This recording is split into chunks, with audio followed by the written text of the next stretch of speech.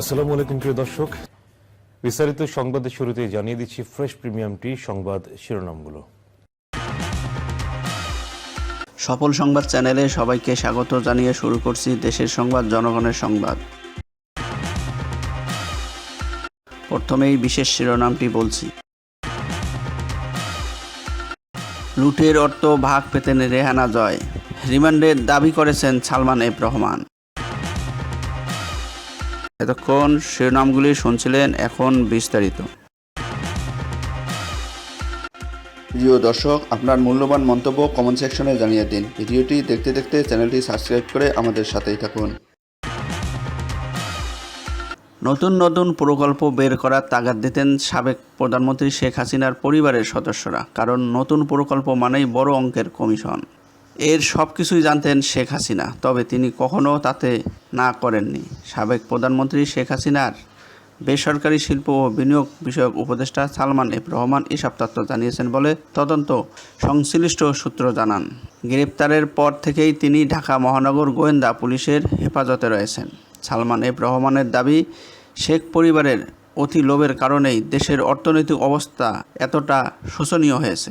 তাতে সব সময়ই সায় দিতেন সরকারের শীর্ষস্থানীয় কিছু ব্যক্তি। শেখ হাসিনাকে বোঝাতে গিয়ে অনেকেই ছিটকে পড়েছেন, কারণ তিনি সব সময়ই তার নিজের সিদ্ধান্তে অটল থাকতেন। সালমান এফ রহমানের বরাত দিয়ে তদন্ত সংশ্লিষ্ট সূত্র জানায়, এস আলমের মাধ্যমে দেশ থেকে পাচার হওয়ার 1.5 লাখ কোটি টাকার অর্ধেকেই শেখ রেহানা ও সজীব ওয়াজেদ জয়কে দেওয়া হয়েছে। বাংলাদেশ ব্যাংকের তৎকালীন গভর্নর আব্দুর রউফ তালুকদারের সরাসরি তত্ত্বাবধানে এসব অনিয়ম হয়। তবে এসব বিষয়ে কেউ কথা বলার সাহস পাননি। কেবল অর্থ পাচার নয়, দেশের ইস্টার্ন রিফাইনারি চিনিকল হাতিয়ে নিলেও এস আলমের বিষয়ে সবাই নীরব ছিলেন। সূত্র আরও জানায়, রাষ্ট্রায়ত্ত জনতা ব্যাংককে লুটপাটের জন্য বেছে নিয়েছিলেন সালমান, তাই নিজের পছন্দের মতো চেয়ারম্যান এবং এমডি নিয়োগ দিতেন। পছন্দ না হলে নিয়োগপ্রাপ্ত ব্যক্তিকে ব্যাংকে যোগদান করতে দিতেন না। কেউ যোগদান করে ফেললেও অনিয়ম দুর্নীতির অভিযোগ দিয়ে পদত্যাগে বাধ্য করতেন।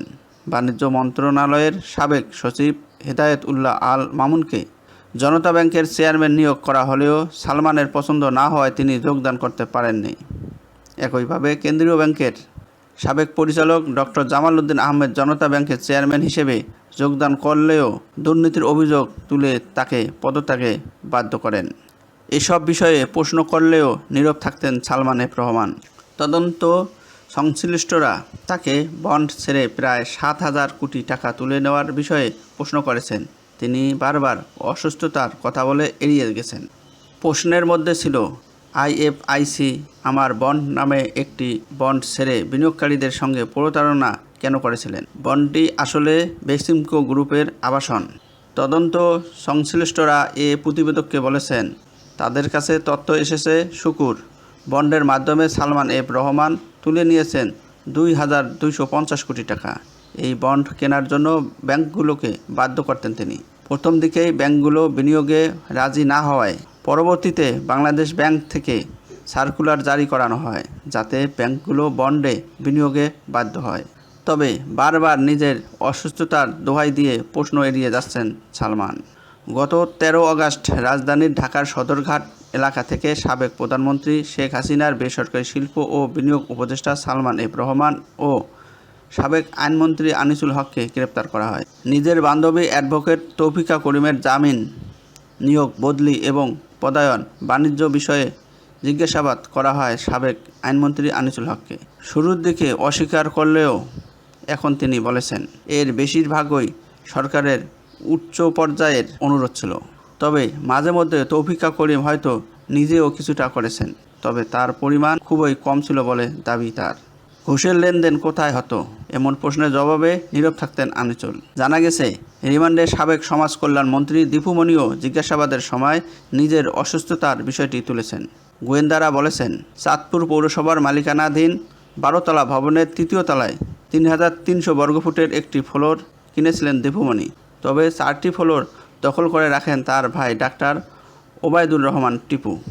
আবার চাঁদপুর বিশ্ববিদ্যালয়ের জন্য সরকারি চর দখল করে সরকারের কাছেই 400 কোটি টাকায় বিক্রি করেছিলেন। পরবর্তীতে ওই এলাকার নাম রাখা হয় দীপুনগর। তবে তদন্ত সংশ্লিষ্টদের এসব জিজ্ঞাসাবাদে কোনো উত্তর দেননি তিনি। বৈষম্য বিরোধী ছাত্র আন্দোলন চলাকালে বাড্ডায় ফুজি টাওয়ারের সামনে সুমন শিকদারকে গুলি করে হত্যার অভিযোগ গত 19 আগস্ট সাবেক সমাজকল্যাণ মন্ত্রী দীপুমণিকে বাড়িধারা থেকে গ্রেপ্তার করে পুলিশ। তদন্ত সংশ্লিষ্টরা বলেছেন, রিমান্ডে থাকা সবাই সব কিছুতেই শেখ হাসিনার কথা বলছেন। এখনও গ্রেপ্তার হননি এমন কিছু ব্যক্তির নাম তাদের জবানি থেকে উঠে এসেছে। এসব তথ্য খতিয়ে দেখা হবে। সত্যতা পেলে তাদেরও আইনের আওতায় নিয়ে আসা হবে।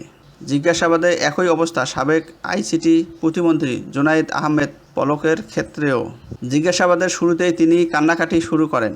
তবে ডিজিটাল বাংলাদেশ তৈরি, A2I প্রকল্প, Sheikh Russel digital lab, hitech park, IT park তৈরির নামে হাজার হাজার কোটি টাকা লোপাটের বিষয় ছিল অনেকটা ওপেন সিক্রেট। তিনি গতকাল পর্যন্ত সব কিছু শেখ হাসিনা ও তার পুত্রের ঘাড়ে চাপানোর চেষ্টা করেছিলেন। রিমান্ডে থাকা রিয়ার অ্যাডমিরাল এম সোহাইলের কাছ থেকেও অনেক তথ্য আদায় করতে পারেননি তদন্ত সংশ্লিষ্টরা। তবে তার কাছ থেকে কিছু গুরুত্বপূর্ণ তথ্য বের করা সম্ভব হবে বলে প্রত্যাশা তদন্ত সংশ্লিষ্টদের। গত 15 আগস্ট সাবেক ডেপুটি স্পিকার শামসুল হক টুকু, সাবেক ডাক টেলিযোগাযোগ ও তথ্য প্রযুক্তি প্রতিমন্ত্রী জুনায়েদ আহমেদ পলক এবং ছাত্রলীগের ঢাকা বিশ্ববিদ্যালয় শাখার সাধারণ সম্পাদক তানভীর হাসান সৈকতের 10 দিনের রিমান্ড মঞ্জুর করেন আদালত। এর আগে গত 14 আগস্ট রাজধানীর খিলক্ষেত থানার নিকুঞ্জ আবাসিক এলাকায় আত্মগোপনে থাকা অবস্থায় এ 3 জনকে গ্রেপ্তার করা হয়। পরে তাদেরকে রাজধানীর পল্টনে এক রিকশা চালককে হত্যার অভিযোগ পল্টন থানায় দায়ের করা মামলায় গ্রেপ্তার দেখানো হয়। গত 15 আগস্ট রাজধানীর খিলক্ষেত এলাকা থেকে ন্যাশনাল টেলিকমিউনিকেশন মনিটরিং সেন্টারে সাবেক মহাপরিচালক মেজর জেনারেল জিয়ারুল হাসানকে গ্রেপ্তার করা হয়। তাকে রাজধানীর ঢাকা কলেজের সামনে এক হকারকে হত্যার অভিযোগে নিউ মার্কেট থানায় দায়ের করা মামলায় গ্রেপ্তার দেখানো হয়। ওই দিনেই তাকে আদালতে হাজির করা হলে আদালত 8 দিনের রিমান্ড মঞ্জুর করেন।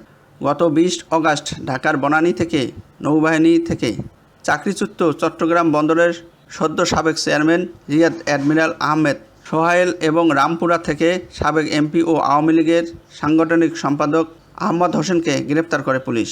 পল্টন থানায় দায়ের করা যুবদল নেতা নবীন তালুকদার হত্যা মামলায় তাদের গ্রেপ্তার দেখানো হয়। 21 আগস্ট তাদের 5 দিন করে রিমান্ড মঞ্জুর করেন আদালত। গত 22 আগস্ট বাংলাদেশ ওয়ার্কার্স পার্টির সভাপতি ও সাবেক মন্ত্রী রাশেদ খান মেননকে গুলশানের বাসা থেকে আটক করে পুলিশ। পরে রাজধানীর নিউ মার্কেটের ব্যবসায়ী আব্দুল ওয়াদুদ হত্যার মামলায় তাকে গ্রেপ্তার দেখানো হয়। 23 আগস্ট তার 5 দিনের রিমান্ড মঞ্জুর করেন আদালত। রিমান্ড শেষে গতকাল তাকে আদালতে পাঠান তদন্তকারী কর্মকর্তা।